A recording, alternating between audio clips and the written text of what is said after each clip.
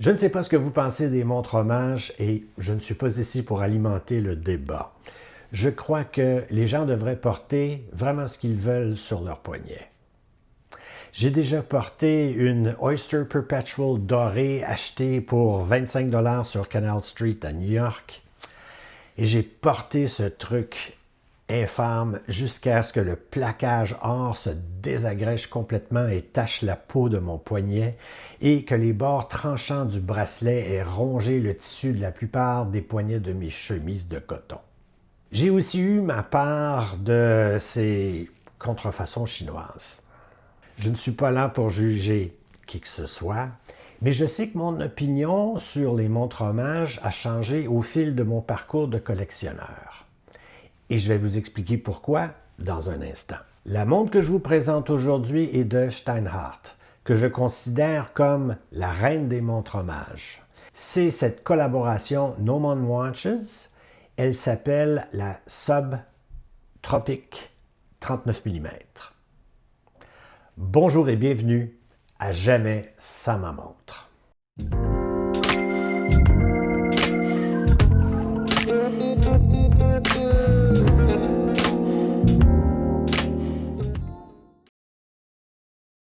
À propos des montres hommages, voici un peu ce que je pense. Quand c'est une copie exacte avec la marque de commerce de la montre originale, c'est de la contrefaçon et je n'y adhère plus. Lorsque c'est une copie parfaite sous un autre nom, c'est une offense un peu moins grave, mais moralement discutable. Quand on s'attaque à une marque indépendante en émergence, il me semble que ce n'est que de la cruauté. Mais quand on a affaire à une montre qui réunit des clins d'œil assumés à une ou plusieurs montres classiques qui ne sont plus fabriquées, donc très rares et introuvables, ou à des montres complètement hors de prix, je crois que c'est peut-être justifié. Après tout, est-ce que la montre que vous avez au poignet en ce moment n'est pas un clin d'œil à une montre qui a déjà existé? Pour la Steinhardt, un peu de contexte. J'ai fait une courte liste des montres que je ne porte plus ou peu, qui pourraient faire une place à une nouvelle acquisition et me renflouer un peu financièrement. D'abord, ma copie éhontée d'une Panerai, que j'ai depuis des années, mais qui est simplement trop massive pour mon poignet. Je crois que j'en avais tellement honte que je vous ne l'ai jamais présentée. Ensuite, ma Saint Martin Kermit. Excellente, mais trop proche de l'original. En plus, je ne sais pas ce qui m'a pris d'acheter une montre verte. L'excellente Seastern, hommage à la Doxa aussi. Une copie presque exacte. Je l'ai donnée en adoption à un ami très cher qui lutte contre une maladie très grave, histoire de lui rappeler que je pense à lui et qu'il a beaucoup de temps devant lui. La Baltany rouge, bon, bien que très bonne, elle est partie aussi. La lune de miel était terminée. Mon cahier de charge pour la prochaine montre était assez simple. Plongeuse passe-partout sur le style d'une Submariner avec des dimensions classiques, 40 par 46 par 20. Ce n'est pas sans raison que la Submariner est la plus imitée de toutes les montres. La taille fonctionne pour à peu près tout le monde et elle est bien équilibrée sur le poignet. Le cyclope au-dessus de la date, non merci. Rien de moderne. Inspiré de montres plus anciennes, oui, mais sans les copier outrageusement. Un petit air vintage inusité, ça me plairait. À la façon de ces anciennes Submariner de Rolex et de Tudor que je préfère. Le verre saphir, pas obligatoire. Bonne étanchéité et bracelet acier. Mais surtout, un bon mouvement, fiable et une bonne qualité de finition. Et tout à coup, par un concours de circonstances, la semaine précédant mon anniversaire, je tombe sur cette Steinhardt sur eBay, d'un vendeur au Québec à moins de 2 heures de route de chez moi, boîte originale, pas de papier, sans maillon supplémentaire, mais ajusté à mon poignet. Neuve ou presque neuve, bon prix, voilà, je l'achète. Le modèle, c'est la Tropic 39 mm acrylique ou plexi, une exclusivité de Nomon Watches, un revendeur établi à Singapour. Steinhardt est une marque allemande qui fait fabriquer ses montres en Suisse. Le mouvement de cette montre est un mouvement suisse Sellita SW200 élaboré. Les dimensions de la montre, 39 mm, ici au boîtier, sur 47 corne à corne, Notez aussi que les cornes sont percées pour un changement de bracelet beaucoup plus rapide. L'épaisseur du boîtier, incluant évidemment le saphir ici, 14 mm, et un entre-corne de 20 mm. Le verre est un cristal acrylique légèrement bombé. Une petite légère distorsion ici. Le bracelet est de type Jubilee, en acier inoxydable, brossé, satin. Notez ici les angles sur la boucle de sécurité ici, boucle déployante bien sûr, en acier usiné. Le bracelet a une taille de 20 mm entre les cornes, il descend jusqu'à 16 mm pour s'épaissir légèrement un peu plus à la boucle déployante. Vous avez 4 positions d'ajustement. Sa résistance à l'eau est de 100 mètres. Son prix affiché est de 870 $ américains ou euros. Surveillez le marché de seconde main car on peut faire beaucoup mieux. Pour ma part, j'ai eu la chance d'en trouver une à un tout petit peu plus que ma limite de 500 $ canadiens pour cette pièce de seconde main. Si vous aimez l'allure de cette montre et souhaitez payer, disons, 225 $, cette Watch Dives WD 5513 avec un mouvement chinois PT5000 pourrait bien vous convenir. J'ai un lien d'affiliation dans la description si vous voulez y jeter un coup d'œil. Mes collègues critiques de montres sur YouTube en disent que du bien. Ce qui frappe évidemment de cette montre, c'est, bon, d'abord, son cadran brun vieilli. Alors, on veut nous faire penser ici qu'elle a déjà été noire, mais qu'elle a, évidemment, avec le temps, avec le soleil, l'eau de mer, etc., elle a subi un peu les contre-coups du temps, d'où sa lunette qui est ici grise en aluminium. On veut nous faire croire qu'elle a déjà été noire, mais qu'au soleil, évidemment, elle a un peu pâli. Remarquez que la lunette est vraiment en acier inoxydable et elle est polie sur le côté, mais c'est assez mat, cet aluminium, sur l'insert, sur le dessus. Vous avez des marqueurs et indices qui sont peints et non appliqués, des aiguilles de type Mercedes. Alors, remarquez ici que ce n'est pas blanc. Alors, tous vos indices et marqueurs ne sont pas blancs, mais une espèce de petit beige vieillot façon radium. Le boîtier a une surface satinée brossée et des côtés polis. La couronne vissée est signée du logo du S de Steinhardt. Vous avez bien sûr au-dessous de 12 heures sur le cadran le logo de Steinhardt, la marque de commerce Steinhardt, en dessous du pignon, 100 mètres ou 330 pieds et automatique.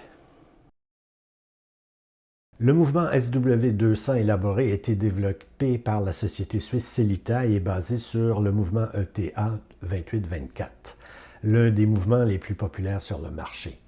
Lorsque ETA menace de limiter les ventes de mouvements vers des marques extérieures au groupe Swatch, Sellita a vraiment connu sa lancée. Sellita est ainsi devenu un fournisseur important pour des marques de montres indépendantes, principalement suisses, comme Hublot, IWC, Oris et Tag Heuer. Tout comme le calibre ETA 2824, il existe 4 grades du mouvement SW200, à commencer par le grade standard, ajusté en 2 positions, précision de plus ou moins 12 secondes par jour jusqu'à plus ou moins 30 secondes par jour. Le mouvement de grade élaboré, lui, ajusté en 3 positions, précision de plus ou moins 7 secondes par jour jusqu'à plus ou moins 20 secondes par jour.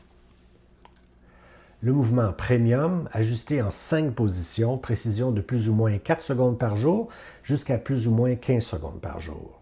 Et enfin, le mouvement chronomètre, certifié COSC. La version élaborée offre une plus grande précision et une meilleure précision de cadence par rapport au modèle standard. La fréquence est de 28 800 vibrations par heure. Votre réserve de marche se situe environ autour de 38 heures. Le coût du mouvement seulement est de 250 à 300 $ américains ou euros. Le mouvement se retrouve souvent dans des montres dans la gamme de prix de 1200 à 4000 $ américains ou euros. Voici quelques montres utilisant le mouvement Sellita SW200 élaboré. La Zinn 556, une montre sportive mais élégante avec un boîtier en acier inoxydable et une finition satinée aux alentours des 1500 €. La Oris Aquis Titanium DAT, une montre de plongée de luxe au design élégant et à la réserve de marche de 38 heures. On est autour de 2550 € ou dollars américains. Ensuite, la Alpina Sea Strong Diver Heritage, une montre de plongée vintage avec une résistance à l'eau de 300 mètres aux alentours de 2795 €. Quant à la lisibilité, c'est sûr que sur ce cadran de couleur, disons, chocolat au lait, les marqueurs horaires sont peints, vieillots, discrets, mais bien visibles, les aiguilles encadrées d'acier et la trotteuse avec son balancier en forme de cercle. C'est classique, ça fonctionne. L'aiguille des heures de style Mercedes est emblématique, même si ça ne plaît pas à tout le monde. Les minutes sont indiquées par ces fines lignes sur le pourtour du cadran. Logo de Steinhardt à 12 heures, le nom de la marque Steinhardt tout de suite au-dessous. Au-dessous du pignon, 100 mètres ou 300 pieds et automatique. Rien d'autre. Pas trop de texte à la façon des anciennes Submariner. Donc, le cadran est pas chargé et quand même bien lisible. Pas de date et donc pas de cyclope, ce qui donne un cadran plus équilibré et plus antique. Le verre acrylique lui donne ce phénomène de distorsion qui fait très vintage et très vrai. Dans le noir, c'est sûr que c'est un peu un compromis. C'est bon, mais rien de spectaculaire. Quand vous avez des indices et des aiguilles peintes façon radium vintage, il y a toujours un peu un compromis à faire. C'est bon, mais limite. N'oubliez pas de vous abonner à la chaîne, de donner un like à la vidéo et surtout d'activer le rappel pour être informé des nouvelles vidéos publiées sur la chaîne et ne rien manquer. Mais surtout, merci d'être là. Ce qu'il y a de particulier avec les montres hommage à la Submariner, c'est qu'on la sent à peine au poignet. Il y a une raison pourquoi la Submariner a une telle renommée. Ça fonctionne. Alors ici, avec un entrecorne de 20 mm, vous pouvez vraiment vous amuser car le choix est énorme. Alors que ce soit nylon de type NATO ici, sans problème, dans des coloris différents, ça j'aime bien. Un peu plus militaire, bien sûr. Marine nationale, élastique, un peu audacieux ici.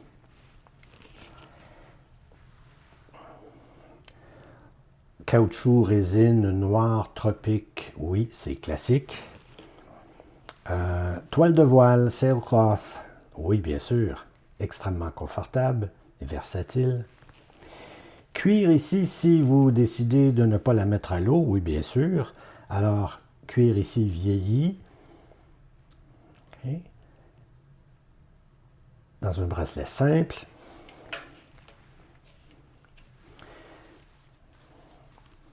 Cuir vieilli. Oui, tout à fait. N'oubliez pas ici, pompe rapide et corne percée. Donc, ça sera très facile. Et enfin, un peu plus chic, si vous voulez, ce bracelet à boucle déployante qui est quoi? Couleur tan, marron. Ça peut aller très très bien aussi. Donc, il y a plein de choix. Vous pouvez vraiment vous amuser ici. En résumé, voici ce qu'on aime de la Steinhardt 39 mm Tropique. D'abord, sa taille. À 39 mm par 47 par 14 avec un entrecorne de 20 mm, c'est un peu la taille parfaite et on comprend très bien pourquoi la Submariner a été si imitée par tous les autres. Ça fonctionne. Ensuite, le mouvement. On est ici sur un des très bons mouvements de chez Sellita. Beaucoup de modèles de montres offrant ce même mouvement ont un prix beaucoup supérieur à celle-ci. Dans le cas de cette Steinhardt, c'est vraiment le mouvement qui dicte sa valeur. Je suis un fan du bracelet de type Jubilee, encore plus que le bracelet de type Oyster, parce qu'il y a beaucoup plus de petits segments en mouvement qui épousent mieux le contour du poignet. Donc, à mon avis, plus confortable. Un système de micro-ajustement sans outil aurait été apprécié tout de même. Quatrièmement, sa valeur. À 870 €, ce n'est pas nécessairement excessif, mais c'est quand même une somme. Si vous la trouvez autour des 500 € de dollar américain, elle vaut vraiment la peine, car le mouvement à lui seul vaut autour des 250 € ou dollars. Voici ce qu'on aimera un peu moins de la Steinhardt Tropic 39 mm. D'abord, c'est une montre hommage. C'est certain que ça ressemble à une Submariner et Steinhardt ne s'en cache même pas. Si vous ne supportez pas les montres hommage, il faut voir ailleurs. Deuxièmement, son verre. On lui a mis un verre acrylique pour la rendre plus vintage. Si vous insistez sur un verre saphir, jetez plutôt un coup d'œil sur le modèle Ocean One de Steinhardt. Enfin, son étanchéité.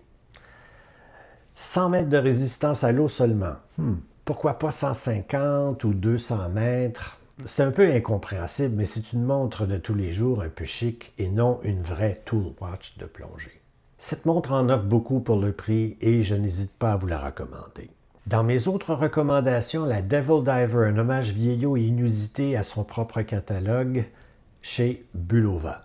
La Helm Vanuatu. C'est comme si une Marathon MSAR et une Zinn avaient eu une progéniture. Plein de clins d'œil à d'autres montres dans un rendu solide comme un char d'assaut. Merci d'être resté jusqu'à la fin et au plaisir de vous retrouver dans une prochaine vidéo. À très bientôt.